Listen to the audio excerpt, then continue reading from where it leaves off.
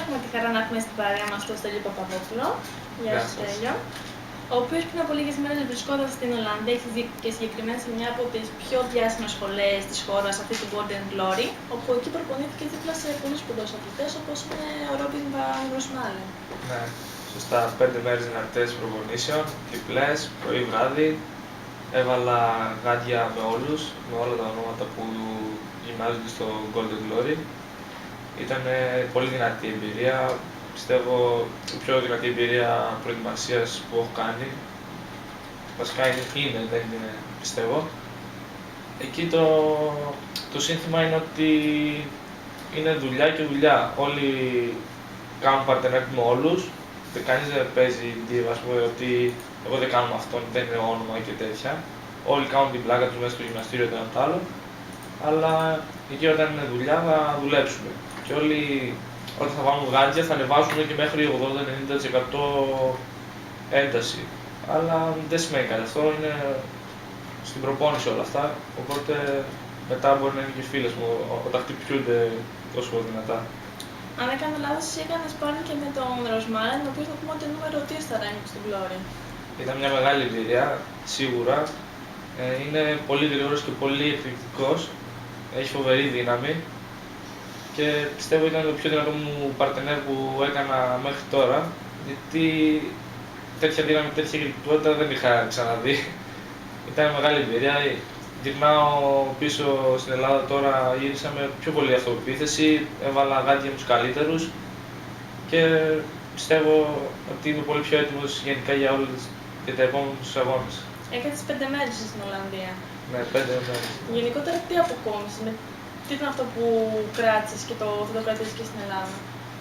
Γενικά είναι ότι όπως είπα και πριν, εκεί έχουν το σύνθημα ότι θα δουλέψουν και θα ξαναδουλέψουν. Αυτό δεν έχει δουλειά, αυτό είναι. Ταπεινότητα, δεν σηκώνεις ποτέ ψηλά το κεφάλι, είσαι στο στόχο σου, προσανατολισμένος και συνεχίζεις εκεί στη δουλειά σου, στο στόχο σου. Και αύριο φεύγει πάλι για την Καβάλα, όπου εκεί θα συνεχίσει την προετοιμασία σου με τον προπονητή σου, τον κύριο Σοκράτη Καραίτη. Ναι, γυρνάω στο δάσκαλό μου. Θα δούμε ποια είναι, τι εμπειρίες πήρα από την Ολλανδία, ποια είναι τα λάθη μου, περίπου τι μου διόρθωσαν εκεί οι προπονητές, να τα δούμε και θα βασιστούμε και λίγο πάνω σε αυτά για να ξεκινήσω την προετοιμασία μου για τις 20 Οκτωβρίου για το The Battle of Star. Όπου εκεί θα αντιμετωπίσει τον Αλέξανδρο Σέτσα. Ναι, είναι ένα δυνατό παιδί. Πιστεύω θα γίνει καλή μάχη γιατί ποτέ δεν ξέρεις πάνω στο ring τι θα γίνει. Οπότε κανείς δεν είναι το όνομα, γιατί και ο άλλος έχει 2 χέρια, 2 πόδια. Οπότε πέφτουν δουλειές, κλεισιές και το αποτέλεσμα είναι πάντα δεν είναι ανεμενόμενο. Και μετά από περίπου 1 μήνα, συγκεκριμένα στις 30 Οκτωβρίου, θα ανέβει στη Θεσσαλονίκη, όπου θα αντιμετωπίσει για την διοργάνωση Best Fighter το Γιάννη Μιχαλόπουλο. Ναι, είναι μια ρεβάνς που την ήθελα και εγώ και ο Γιάννης. Να πούμε ότι είχα συνδεθεί για πρώτη φορά στις 3 Μαρτίου στο Fight Sports Kickbox Tournament, εκεί όπου τον είχες κερδίσει. Ναι. Και κατευθείαν, αν θυμάμαι καλά, ο Γιάννης ζήτησε τη ρεβάν. Ήθελε τη ρεβάνς, εντάξει, εγώ τη δέχτηκα κατευθείαν εννοείται, δεν έχω κανένα πρόβλημα. Ο Γιάννης είναι τα κορυφαία ονόματα στα 70 κιλά και θέλω να γίνει αυτή η ρεβάνς γιατί πιστεύω και αυτός τότε, όπως λέει, ότι δεν ήταν έτοιμος, είχε τον τραυματισμό του στη μύτη.